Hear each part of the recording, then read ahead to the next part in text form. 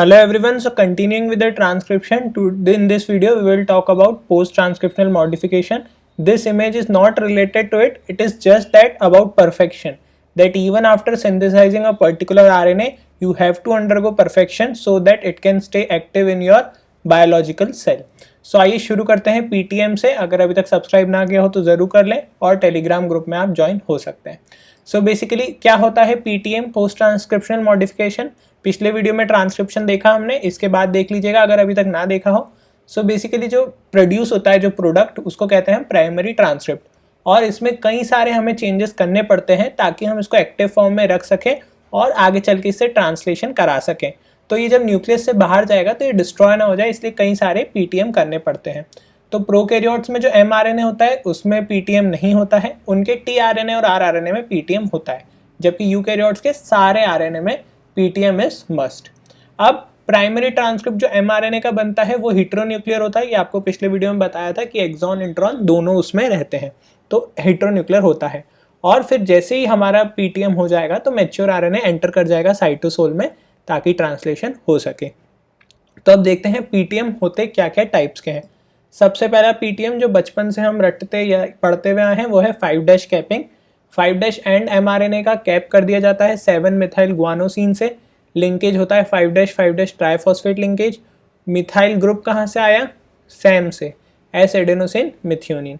Cap काय के लिए की जाती है? स्टेबलाइज करती है सबसे पहले तो जो भी एक्सोन्यूक्लियस एंजाइम है वो 5'3' एक्सोन्यूक्लियस इसको अटैक नहीं कर पाएगा, और आगे चल के ट्रांसलेशन जब कराएगा तो जो अटैचमेंट है विद राइबोसोम तो ये हेल्प करेगा 5' कैप. तो ये 5' कैपिंग का आपका रोल होता है. सो बेसिकली आप देख सकते हैं 5' कैपिंग यहाँ पे कैसी की गई है. सो 5' कैपिंग आपको याद रखना है कि इसका क्या इंपॉर्टेंस रहता है. अब हम अगला उसी प्रकार से देख सकते हैं पोस्ट ट्रांसलेशनल मॉडिफिकेशन, और वो है पॉली ए टेल. तो पॉली ए टेल में आपको क्या देखना है? बेसिकली पॉली ए टेल में वापस से जो आपका 3' एंड है पीछे की तरफ, उसमें 40 to 200 एडेनोसिन रेसिड्यूज जुड़े रहेंगे, और इसका काम क्या रहेगा? ये भी स्टेबलाइज करेगा, और जैसे ही फिर साइटोसोल में जाएगा तो रिड्यूस हो जाएगा. एंजाइम यहाँ पे क्या याद रखना है? पॉलीएडेनाइलेट पॉलीमरेज. सो आपको ये चीज़ याद रखना है कि किस तरह से इस डायग्राम में आप देख सकते हैं पॉली ए टेल रहेगी, और साथ ही साथ हमारा कैप जो हमने पिछली स्लाइड में देखा कि कैसे हमारा कैपिंग हम करते हैं. ठीक है. सो इसमें जो एक चीज़ यहाँ पे थी कि बेसिकली ये 30S नहीं 40S होगा. सो 40S सब यूनिट से अटैच करने में मदद करेगा. सो ये चीज़ हो गई. अब हम बात करते हैं जो थोड़ा सा यूनिक और थोड़ा सा कॉम्प्लिकेटेड है, बेसिकली स्प्लाइसिंग. तो स्प्लाइसिंग में क्या होता है? आपको पता है हेटेरोन्यूक्लियर RNA प्रोड्यूस होता है. ये पहले हम मेरे खुद के ग्राफिक्स से देखेंगे, फिर हम ओरिजिनल डायग्राम देखेंगे. सो बेसिकली ये आपका एक्सॉन पार्ट होता है, ये आपका होता है intron part. E for exons, E for express. तो ये एक्सप्रेस करता है, इंट्रॉन्स एक्सप्रेस नहीं करते हैं. तो जो चीज़ एक्सप्रेस नहीं करती वो हमारे काम की नहीं है. तो हम देखते हैं कि बेसिकली एक्सॉन्स को हम रखना चाहते हैं और इंट्रॉन्स को हटाना चाहते हैं, तो हम इंट्रॉन को कैसे हटा सकते हैं. ठीक है. सो बेसिकली क्या होता है? You have to remove the introns. So you know introns are the intervening nucleotide sequence which does not have any code for protein. So we have to remove them and exon will be stayed for protein synthesis. तो अब ये करेगा कौन? ये basically एक machinery होती है. उस मशीनरी का नाम क्या है? स्प्लाइसियोसोम. सो स्प्लाइसियोसोम जो मशीनरी है उसका काम है ये सब करना. स्प्लाइसियोसोम में क्या क्या आता है? आपका SNRNA, प्रोटीन्स कुछ, और HNRNA. सो हेटेरोन्यूक्लियर RNA तो आपका ऑलरेडी सेटअप है. ये दोनों जो कंबाइंड रहते हैं इसको हम कहते हैं SNRNP. RN यहाँ से आया और P, तो ये होता है आपका स्नर्प्स. तो ये स्नर्प्स इंपॉर्टेंट है और ये अब इस पे एक्ट करेंगे. तो अब हम देखते हैं कैसे. सो बेसिकली अब आप इस चीज़ को समझिए, ये आपका हेटेरोन्यूक्लियर RNA है. ठीक है. अब आपको क्या करना है? यहाँ पे बेसिकली जो इंट्रॉन रहता है उसमें एक 5' डोनर साइट रहती है और एक 3' एक्सेप्टर साइट रहती है. ठीक है. और एक बीच में रहती है, वो रहती है ब्रांचिंग साइट. ठीक है.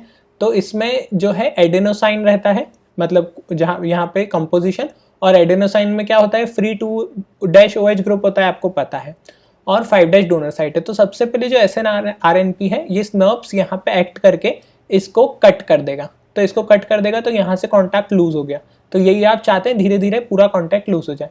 फिर क्या होगा? फिर ये जो 2' ग्रुप है ये अटैक कर जाएगा 5' फॉस्फेट ऑफ ये फ्री. अब ये फ्री हो गया ना, तो इसका 5' फॉस्फेट फ्री हो गया.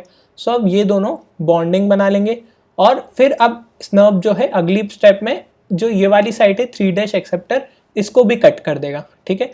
तो इसको भी कट कर दिया तो बेसिकली इंट्रॉन आपका अलग हो गया, एक्सॉन आपका मिल गया, फिर आगे भी ऐसी रिएक्शन होगी। तो ये आप आसान तरीके से समझ सकते हैं, जो कॉम्प्लेक्स लिखा हुआ होता है बुक्स में वो यही लिखा होता है। सो अब आप पढ़ेंगे तो आपको समझ में आ जाएगा।